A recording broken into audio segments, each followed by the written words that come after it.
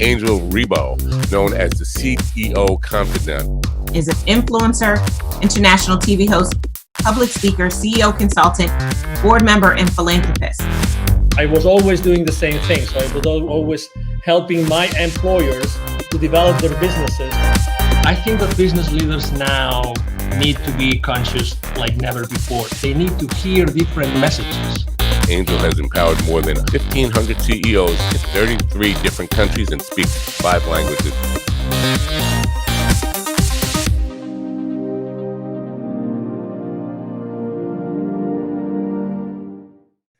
Hello, everybody. This is Angel Rebo, the CEO Confidant, and also in Latin America known as the co-founder and president of the Wisdom for Kids Foundation. We are here again today with Neville Joffe, who is the author of this incredible book called The Baker's Dozen Rules of Highly Successful Business Operators. Neville Joffe, also known as one of the most relevant executive educators in the Americas today. How are you doing, Neville? Wonderful, Angel. Thank you. Good to see you. Good to see you. So, we're going to talk about, chapter 8 of your most recent book, which is actually the title of chapter 8 is Finding Hidden Pockets of Profit.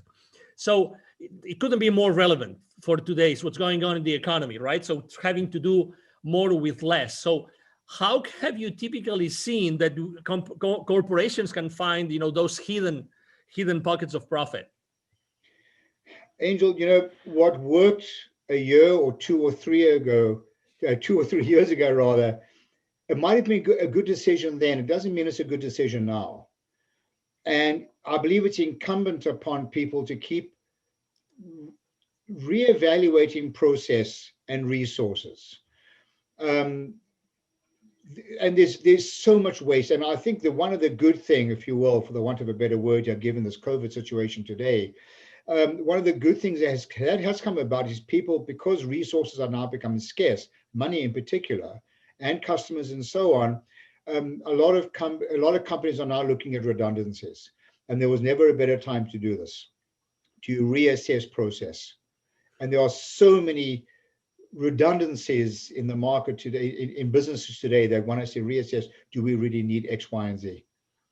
Do you think that, by the way, I forgot to say something before, which is, Neville has helped more than, 20,000, has trained more than 20,000 business operators and executives in large companies in the world, like Bombardier, like Campbell Soup, like Hallmark Cards. So, according to your experience, Neville, how easy it is to find those hidden pockets of profit in corporations today? Angel, it's very simple, but it's not easy.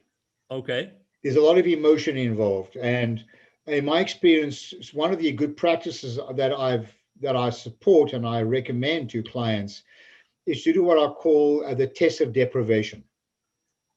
Okay, what is that? People need to take a look at processes and ask themselves, what would happen if this process didn't happen? What would happen if we didn't have this meeting? What would happen if we didn't generate these reports?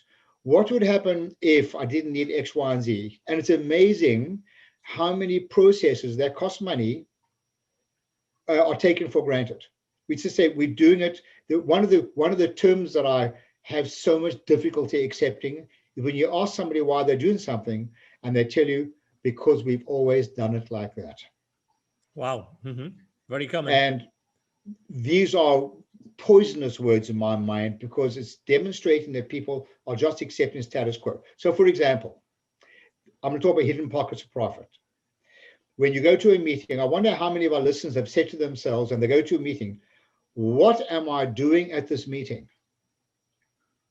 Totally. Every time I've worked with people in workshops when we're delivering business acumen lessons, usually there's a roar of laughter.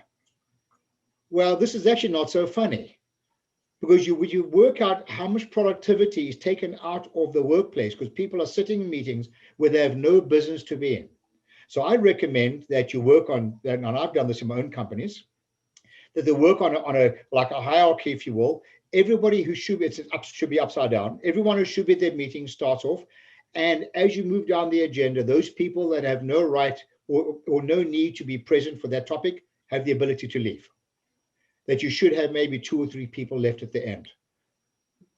So just as an example, these are the hidden pockets of profit. How many times are people CC'd on emails? There's no way they should be involved in it.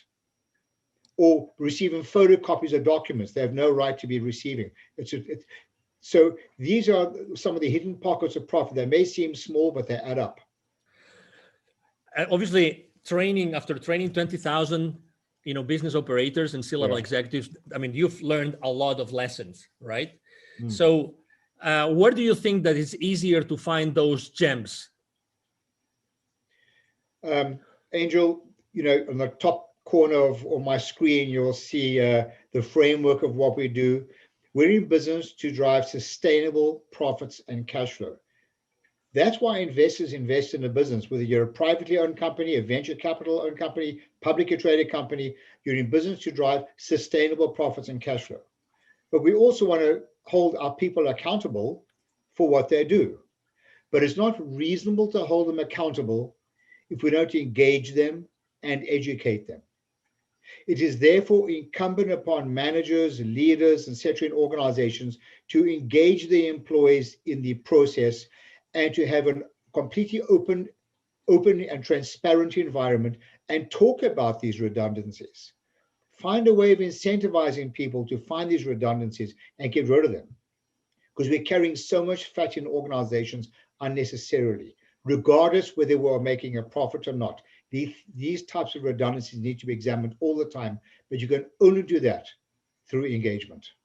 I would like to bring the people again, our audience, back to the book. And the reason is that this book is pretty unique in the sense that you can open it flat. Sorry, we have this, this background, electronic background. But you can open it flat. And actually this chapter, interestingly enough, the finding, hidden profits of profit is one of the chapters that has more questions.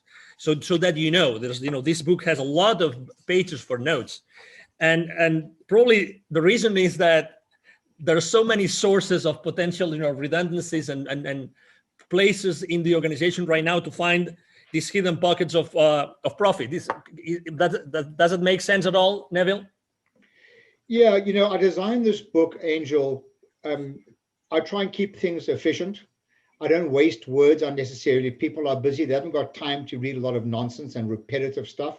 I have a philosophy, just, say what you need to say and get on with it. So the book is made up of an introductory part, which just creates context to the topic, such as don't do the wrong thing more efficiently, don't evaluate numbers in isolation, the word so what, just do as you say you're going to do. There's context. Then there's a bunch of questions to really get the reader to do a deep dive into some of these questions they should be sharing or asking their colleagues, employees, whatever. And there's places for notes. And the whole idea here is not about the answers, it's about the questions people should be asking. Exactly. Neville, I would like to ask you also, this is your latest book, and what does this book represent? Because you have written many books, including textbooks for colleges. What does this book represent in your career? This for me, Angel, is a legacy. As you can see, I'm only 50 years old, plus a lot of tax. This is part of a legacy for me. Over the years, people are like, I have an old-fashioned humor, and people often say to me, Neville, you really need to write down some of your Nevilisms, as they've called them, some of these expressions. So I decided, after being in business for more than 40 years, and 25 of which has been in education, I decided to write down these Nevilisms and in the form of a book to bring value to others. I wrote this book to be read, and I want people to read it because I have a strong belief, a passionate belief, that not all, but there's a lot of golden nuggets in here that will literally change the economic lives of the readers. Excellent. If people would like to reach out to you, Neville, what's the best way to connect? Just email me. I love a good chat, in case you didn't notice. It's Neville, Neville, @bizwisdom, bizwisdom.com. Excellent. Well, thank you for being with us today, Neville. It's been a pleasure. You're very welcome, Angel. The pleasure was mine. Thank you again, and thank you everybody watching us today. Thank you for being here with us at the CEO Confident TV. It's been a pleasure to have you. I'm sure that you have enjoyed this conversation as much as we have. Hope to see you soon in our next show. Thank you very much. Bye-bye. Thanks. Bye now. Thank you so much for watching our show today. The entire team of the CEO Confident appreciate your time and attention. If you think that you are a good fit for the CEO Confident TV, please connect with us on LinkedIn. We hope that you enjoyed today's show as much as we did. See you soon. Angel Ribo, the CEO Confident. Email address angel@angelribo.com. Don't forget to follow me on LinkedIn. Thank you.